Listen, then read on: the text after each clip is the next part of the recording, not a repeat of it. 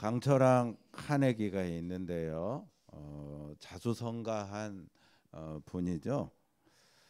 이 카네기가 은퇴를 앞두고 있을 때 누가 과연 이 카네기의 후계자가 될 것인가가 초미의 관심거리였다고 합니다. 근데 막상 후계자가 정해지고 나니까 사람들은 전혀 뜻밖의 인물이어서 깜짝 놀랐습니다. 왜냐하면 강철왕 카네기 후계자는 바로 그의 비서였던 세이브였기 때문입니다. 보통 뭐 후계자를 정할 때 이제 뭐 자녀들 가운데 아들들 가운데 그렇게 정하잖아요. 근데 비서가 후계자가 된 거죠. 그래서 깜짝 놀랐던 건데, 이 세이브의 학력은요 초등학교 졸업이 전부였습니다. 세이브가 처음 카네기 회사에 입사할 때는 임시직인 청소부로 입사를 했어요. 이처럼 세이브는 평범한 존재였고 무명 인사에 불과했습니다. 그런데 그런 세이브가 강철왕 카네기의 후계자가 됐으니 사람들이 깜짝 놀랄 수밖에 없었던 거죠. 뭐 여러분들 표정을 보니까 여러분들은 별로 안 놀라시는 것 같은데 여러분, 강철왕 카네기의 재산을요 현 시가로 계산을 하면은 537조 원입니다. 이제 좀 놀라시네. 우리나라 올해 예산이 639조 원이거든요. 이처럼 카네기 재산이 얼마나 많은지. 근데 그 재산을 물려받은 후계자가 청소부로 입사한 세이브였다는 거예요. 그러면 세이브는 어떻게 강철왕 카네기의 마음에 들어 후계자가 될 수 있었는가? 세이브의 업무는요 공장 마당을 청소하는 거였습니다. 근데 세이브는 공장 마당만 청소하는 게 아니라 늘 공장 안에까지, 건물 안에까지 청소를 했다고 합니다. 그것도 기쁘고 즐겁게 했다는 거예요. 그런 세이브의 모습이 결국 카네기의 눈에 들어온 거죠. 그래서 카네기는 세이브를 정식 직원으로 승격시키고 나중에는 자기의 비서로 채용을 했습니다. 비서가 된 다음에도 세이브는요 카네기가 가는 곳에는 항상 대기하고 있었다고 합니다. 그리고 그의 손에는 메모지와 펜이 들려 있었다고 합니다. 카네기의 지시사항을 바로바로 메모해서 실천하기 위함입니다. 하루는 아주 늦은 저녁 시간이 됐는데도 불구하고 세이브는 퇴근하지 않고 있었습니다. 카네기가 자네 왜 퇴근하지 않았는가 물었습니다. 그러자 세이브는 이렇게 말을 했다고 합니다. 사장님이 언제 찾을지 모르는데 어떻게 퇴근할 수 있겠습니까? 여러분, 세이브의 이 부지런함과 성실 그리고 충성심이 결국 강철왕 카네기의 마음에 들었고, 세이브는 모두의 예상을 깨고 강철왕 카네기의 후계자가 되어 대기업의 총수가 된 것입니다. 사랑하는 우리 무지개 가족 여러분, 강철왕 카네기 마음에만 들어도 이처럼 엄청난 부귀와 명예가 주어지는데, 하물며 강철왕 카네기와는 비교도 할 수 없는 창조주 하나님의 마음에 저와 여러분이 든다면, 할렐루야.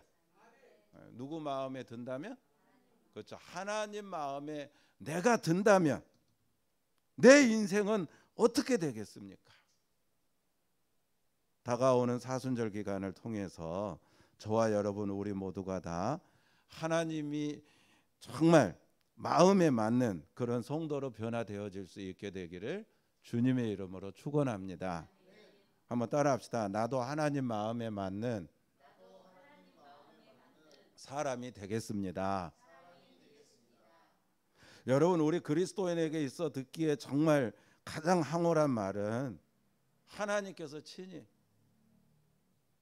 나를 향해서 그래 너는 내 마음에 맞는 사람이다. 너는 내 마음에 맞는 사람이다. 인정해 주시는 이 말씀 한마디, 그 한마디만 저와 여러분이 듣는다면 얼마나 정말 우리가 신앙생활하는 그리스도인으로서 황홀하지 않겠습니까? 근데 오늘 여러분 본문 22절에 보면은 하나님께서 내가 이새의 아들 다윗을 만나니 내 마음에 맞는 사람이라 내 뜻을 다 이루리라라고 말씀을 하고 있어요. 자, 22절 다시 한번 읽어볼까요? 다 같이. 사도행전 13장 22절입니다. 시작. 패하시고 다윗을 왕으로 세우시고 증언하여 이르시되 내가 이새의 아들 다윗을 만나니 내 마음에 맞는 사람이라 내 뜻을 다 이루리라 하시더니, 여기 내가 다윗을 만나니, 이 말은요 내가 다윗을 발견했다는 말입니다. 자, 내가 만나니 그러면 여러분은 내가 발견했다 그렇게 한번 해봅시다. 내가 만나니, 그러니까 귀한 보물을 발견한 것처럼 하나님이 누구를? 다윗을 발견했다는 거예요. 여러분 잘 아시는 대로 사무엘상 16장에 보면은요 사무엘 선지자가 이새의 집안에서 사울 왕의 뒤를 이을 후계자를 면접하지 않습니까? 그때 사무엘의 눈에는요 다윗이 발견되지 않았죠. 오직 장자 엘리압만 사울의 눈에 발견됐습니다. 사무엘상 16장 6절입니다. 그들이 오매 사무엘이 엘리압을 보고 마음에 이르기를 여호와의 기름 부으실 자가 과연 주님 앞에 있도다 하였더니, 사무엘 선지자도 인간인지라 눈에 보이는 예모, 용모, 키를 먼저 보고 숨겨져 있던 보물 다윗을 발견하지 못했던 거예요.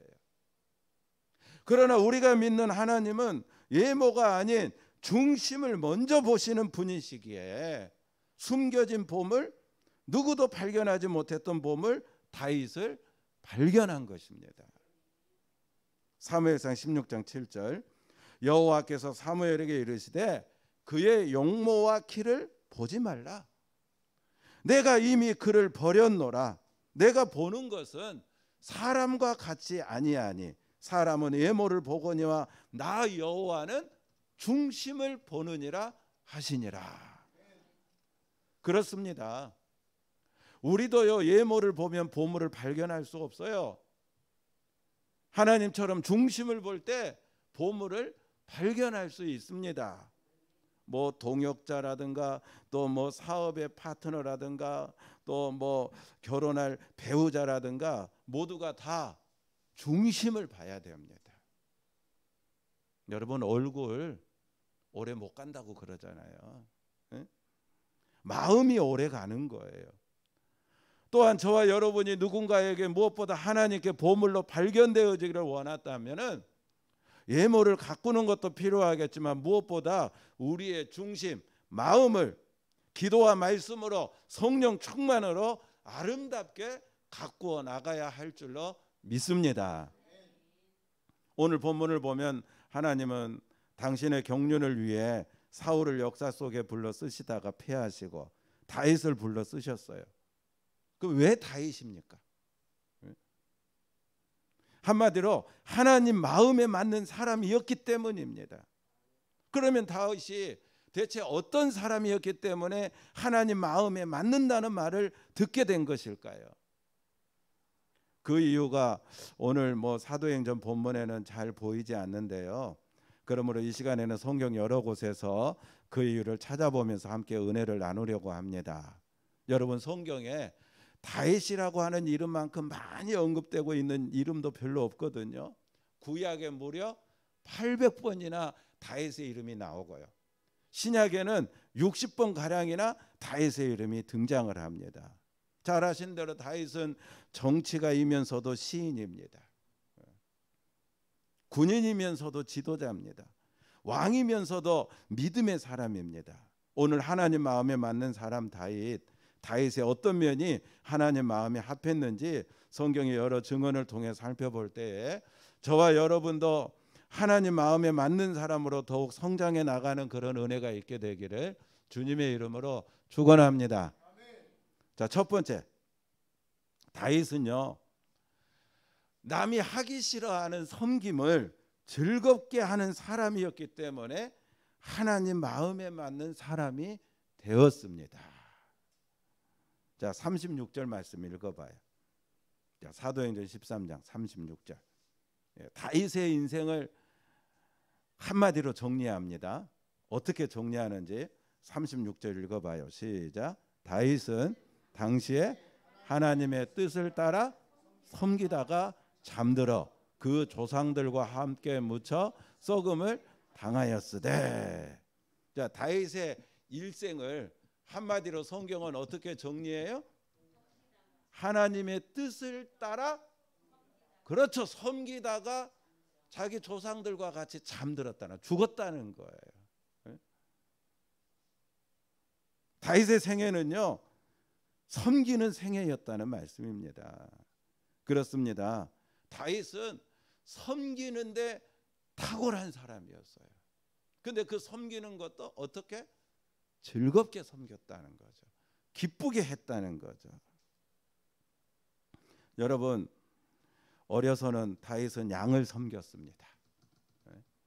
8형제가 함께 살고 있었지만 다윗 혼자서 들판에서 양을 칠 때가 많이 있었어요. 그러니까 형들은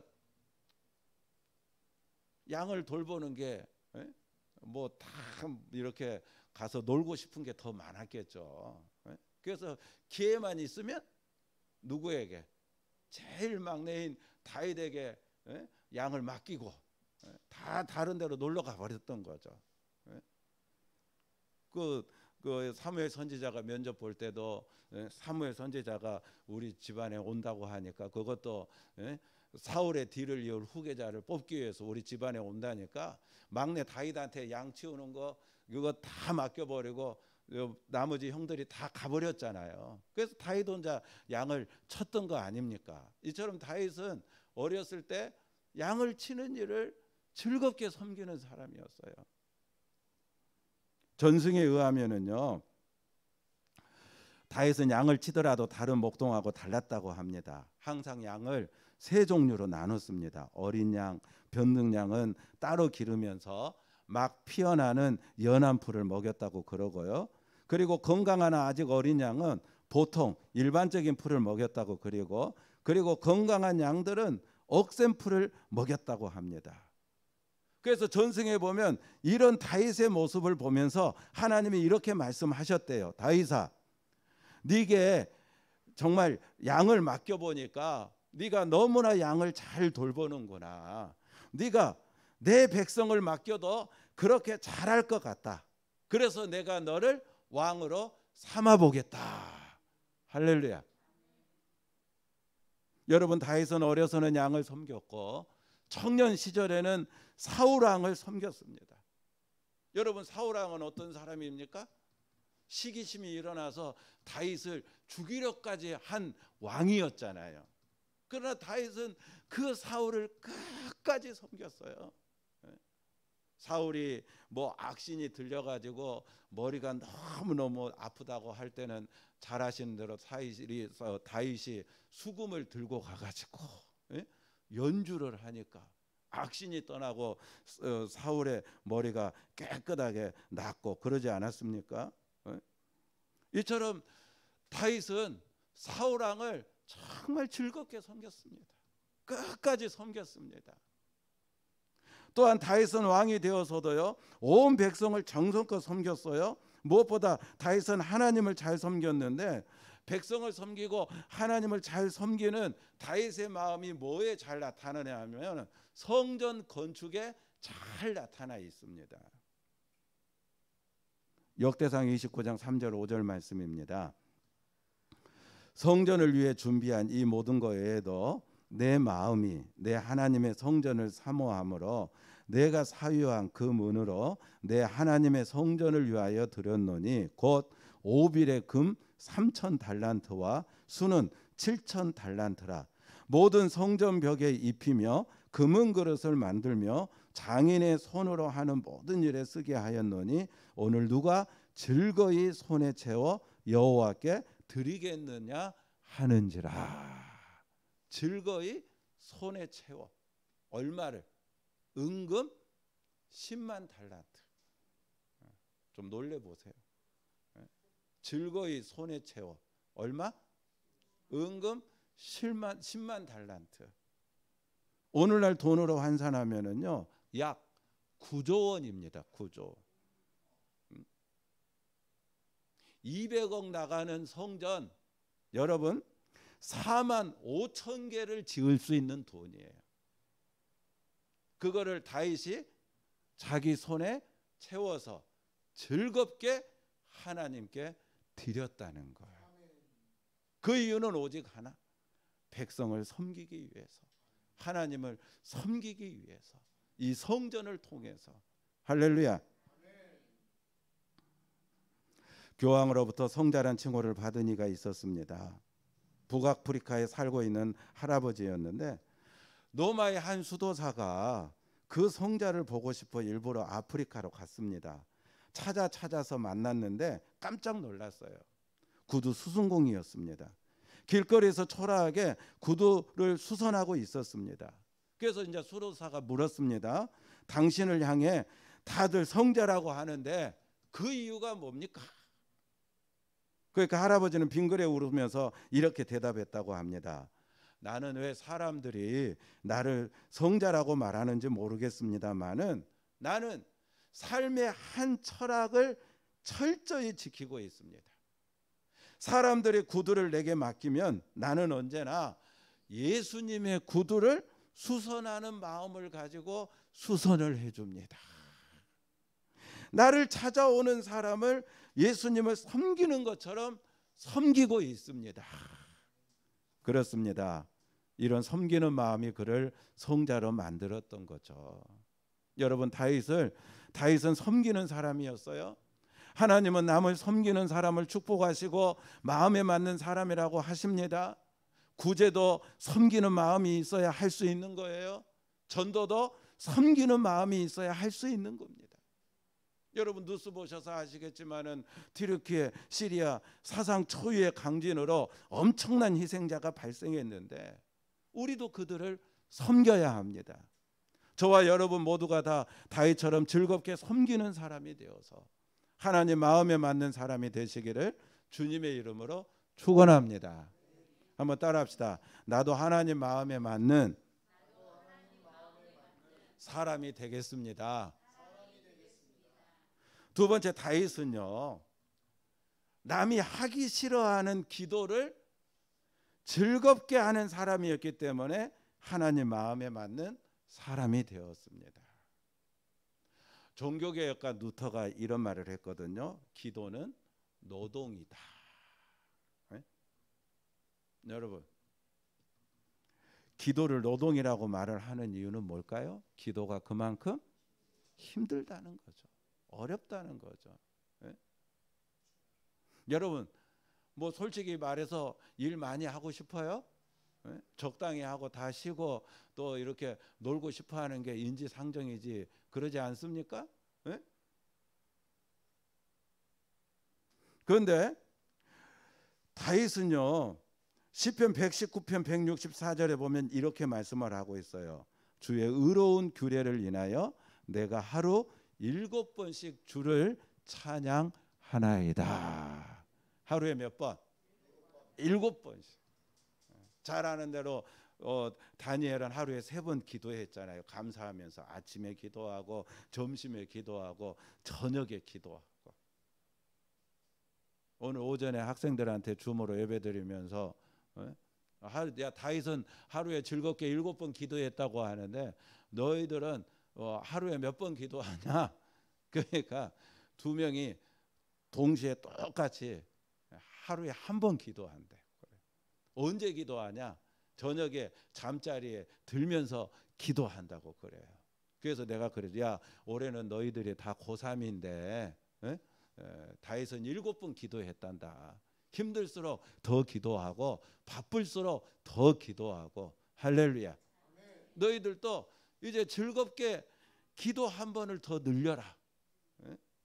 학교에서 점심시간인데 책상에 고개 묻고 잠깐 이렇게 학생들이 볼 때 쉬는 것처럼, 그러나 니네들은 그러면서 속으로라도 즐겁게 고3이니까 건강하게 고3 잘 보내고 수능 잘 보고 그리고 원하는 대학 잘 들어가게 해달라고 그렇게 기도하면 좋겠다. 그러니까 다 약속을 했어요. 그렇게 하겠다라고.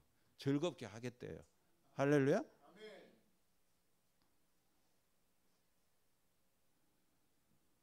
여러분, 기도가 다윗에게는 즐거움이기 때문에 다윗은 하루에 7번 기도한 거예요. 찬양하면서 기도한 거예요. 이거 쉬운 거 아닙니다. 기도가 즐겁지 않으면요, 이거 할 수 없는 거예요. 어려운 거예요. 7번 기도. 여러분, 밥 먹으면서 잠깐 하는 그런 기도가 아니잖아요. 찬양하면서 기도했다는 거는 많은 시간이 그 기도의 시간에 소요됐다는 거예요. 어떤 납비가요, 죽을 병에 걸렸습니다. 온 마을 사람들이 이제 하나님께 이 납비의 생명을 구해달라고 간구를 했습니다. 그러나 이 납비의 병이 잘 낫지 않은 거예요. 그래서 이제 온 동네 사람들은 우리가 제일로 존경하는 납비인데 이 납비의 병이 나을 수 있도록 금식일을 선포하고 그리고 기도하기로 이제 결정을 했습니다.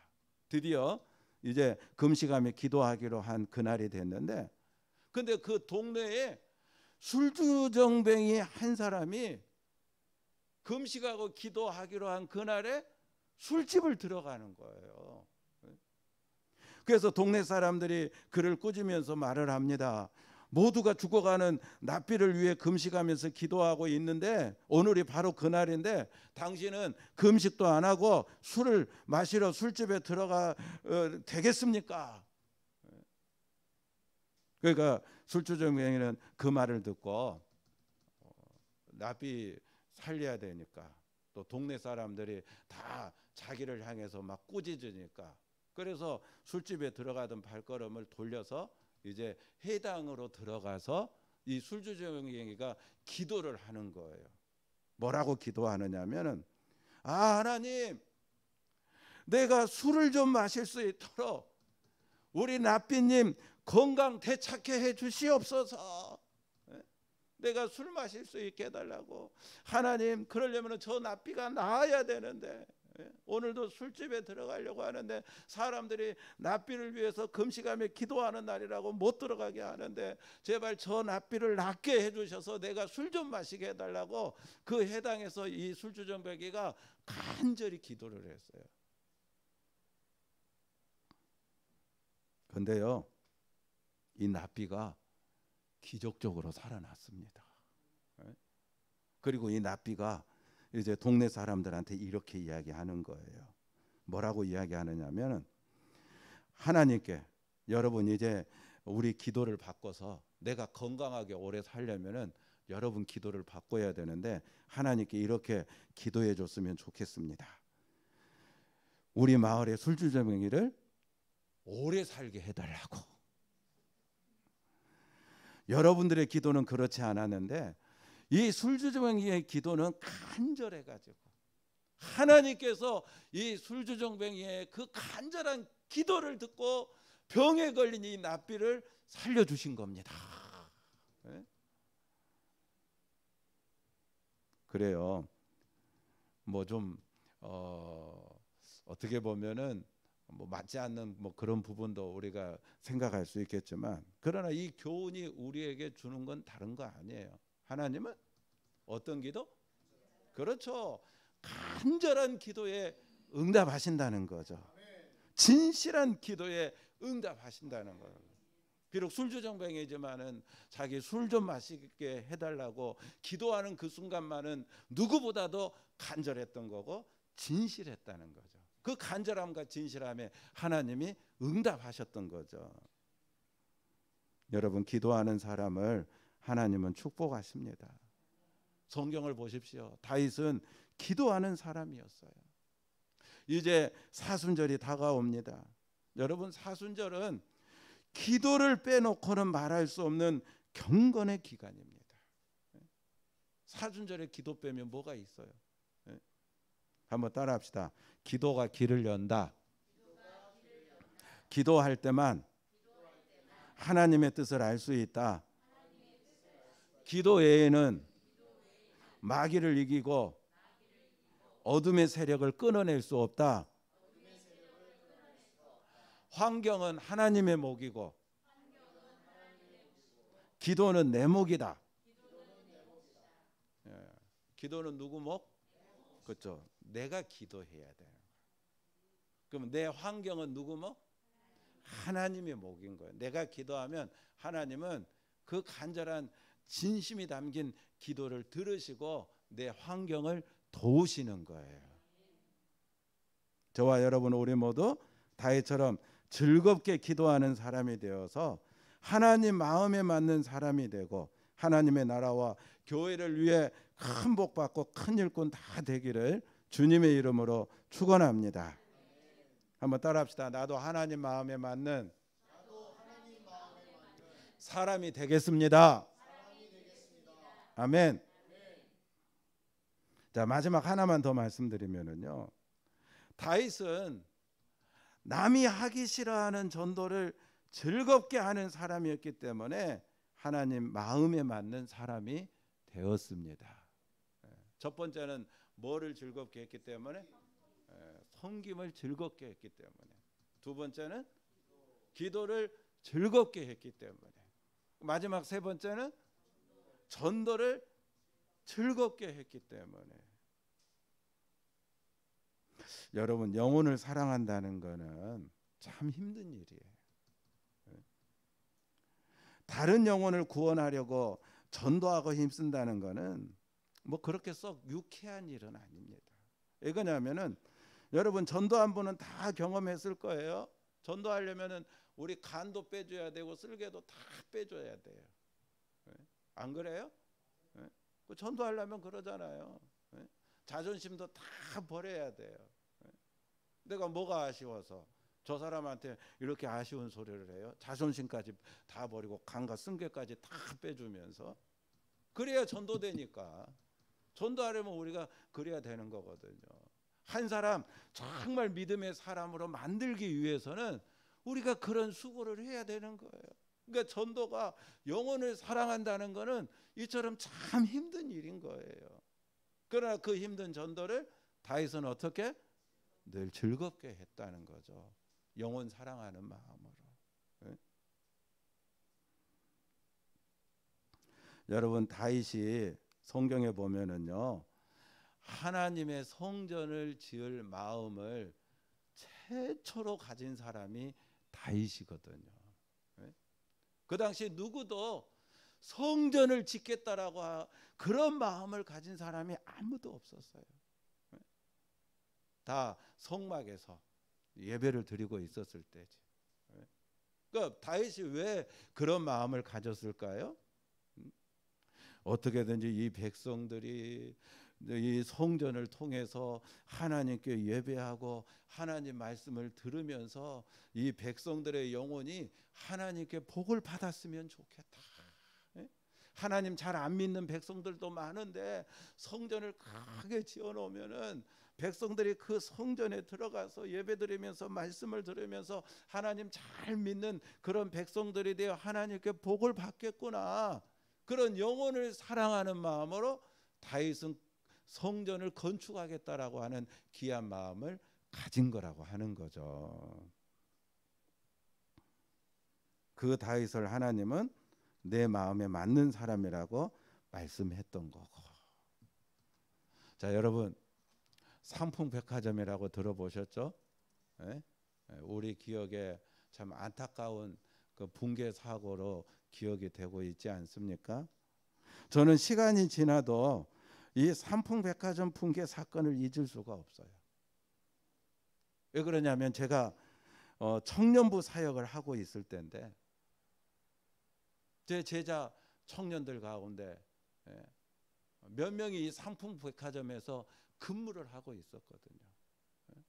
그래서 이제 삼풍백화점이 붕괴되었다라고 하는 뉴스를 보고 이제 그 가르쳤던 제자들 청년들이 그 삼풍백화점에서 근무하고 있던 제자들이 있으니까 뭐 걱정이 돼가지고 막 알아보니까 못 나왔다는 거예요. 그 붕괴된 그 건물 안에 있는 거예요. 죽었는지 살았는지.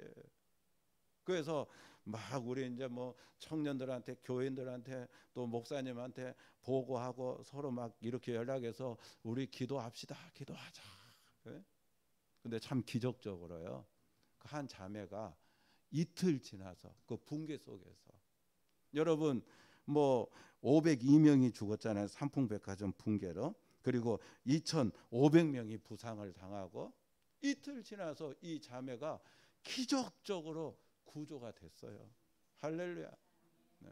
약간의 그 휴 장애가 생겼지만 붕괴더미에서 뭐 이렇게 골절이 되고 다친 것 때문에. 네?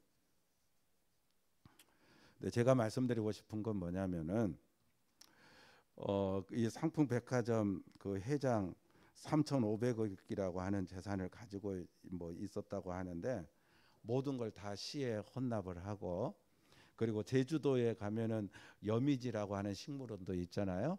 그 식물원도 국가에 헌납을 하고 책임을 지고, 그리고 그 회장이 감옥에 들어가서 5년 수감 생활을 하고 이제 나와가지고 뭐 고령이다 보니까 병들어 죽고 말았거든요. 근데 그 아들 되는 사장도 이 삼풍백화점 붕괴의 책임을 지고 이제 감옥에 들어가서 7년 동안 수감 생활을 합니다. 이한상이라고 하는 아들인데 사장이죠, 그때 삼풍백화점. 근데 이 아들이 7년 동안 감옥에 수감되어서 생활하는 동안에 누구를 만나냐면은 예수님을 만나게 돼요, 그 감옥에서. 그래서 복음을 통해서 진정한 회심을 하게 되니까, 자기가 그동안 세상에서 헛된 욕망, 욕심, 그런 교만, 그런 거에 붙들려서 결국 백화점이 붕괴되었는데도, 그 전에 이 붕괴되는 게 여러 가지로 신호가 많이 있어. 그날도 뭐 여러분 그 아시겠지만은 미리 다 대피시키고 그러면 이처럼 엄청난 사고가 안 일어났을 건데, 이거 뭐 소문 나면 사람들이 안 올까 싶어서 그 쉬쉬하다가 그냥 한꺼번에 무너져 그렇게 엄청난 많은 사람이 죽고 다치고 그랬잖아요. 그러니까 그런 거에서 너무 해이를 느끼고 이제 정말 예수를 만나고 회심해서 내가 남은 인생 오직 영혼을 위해서 살아야 되겠다. 그 이 사람이 침례 교단에 파송을 받아가지고요, 몽골 선교사로 갑니다. 그래서 지금까지 몽골에서 선교사로 많은 영혼을 구원하는 일에 힘쓰고 있어요. 할렐루야, 할렐루야. 여러분, 남들은 전도가 싫다고 하는데 이분은 그 전도가 즐거워서 몽골 선교사로 파송돼 가지고 뭐 거기 뭐 선교사로의 삶이 얼마나 녹록하겠습니까? 정말 힘든 삶 아니겠어요? 그럼에도 불구하고 오직 영혼 구원에 전념하고 있다고 하는데, 여러분, 하나님은 이처럼 영혼을 사랑하는 사람을 내 마음에 맞는 사람이다 인정하시고, 성경에 어떤 복을 줍니까?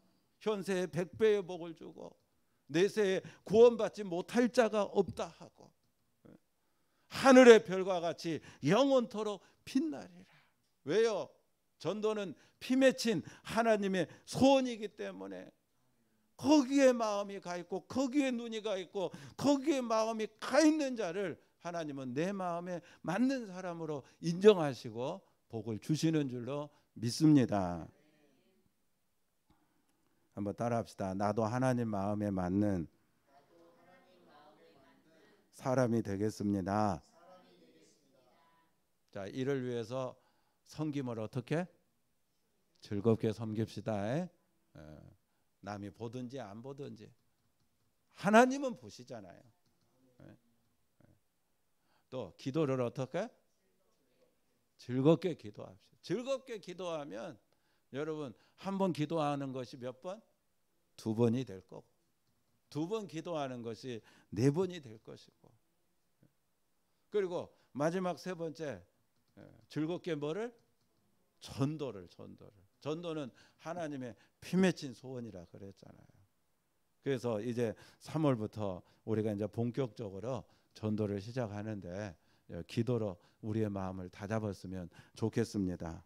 사랑하는 우리 무지개 가족 여러분, 우리 주님도 남이 지기 싫어하는 십자가를 즐겁게 졌다고 그렇게 말씀하고 있잖아요.